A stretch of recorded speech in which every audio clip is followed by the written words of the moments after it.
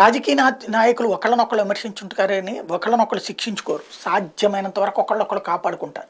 రాజకీయంగా ప్రయోజనం పొందడానికి చూస్తారు కానీ ఒకళ్ళనొకళ్ళు కాపాడుకుంటుంటారు. ఇప్పుడు మరి కేసీఆర్ సర్కార్ని కాంగ్రెస్ కాపాడుతుందా, శిక్షిస్తుందా చూడాలి. ఎందుకంటే తాజాగా ఉత్తమ్ కుమార్ రెడ్డి ఇరిగేషన్కి సంబంధించినటువంటి దాని మీద సమీక్షలు చేస్తున్నారు కంటిన్యూగా. అందులో ఎస్పెషల్లీ ఈ ఎల్ఎన్టీ వాళ్ళతో అనుకుంటా మాట్లాడారు. ఏదైతే మేడిగడ్డకి సంబంధించి కట్టినటువంటి అంశాలు ఇవన్నీ కూడా లోపాలు ఎక్కడ ఉన్నాయి అన్నటువంటిది అధికార యంత్రాంగాన్ని, ప్రభుత్వ అధికార యంత్రాంగాన్ని, కాంట్రాక్ట్ సంస్థని కూడా పిలిచి నిలదీసినటువంటి పరిస్థితి.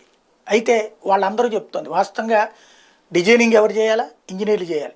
అప్రూవల్ ఎవరు చేయాలా, చీఫ్ ఇంజనీర్ చేయాలి. లైన్లోకి ఎవరు పెట్టాలా, ఇంజనీరింగ్ శాఖ చేపట్టాలా, ఇరిగేషన్ శాఖ చేపట్టాలి. కానీ మొత్తం ప్లాన్ అంతా కేసీఆరే ఇచ్చారు. కేసీఆర్ చెప్పినట్టు చేయడం తప్పించి మేమేం చేయలేదు అన్నటువంటిది సదరు నిర్మాణ సంస్థ చెప్తోంది. ఇప్పుడు మేడిగడ్డ కుంగింది, దీనికి బాధ్యత ఎవరిది? అది కూలితే ఎవరిది బాధ్యత?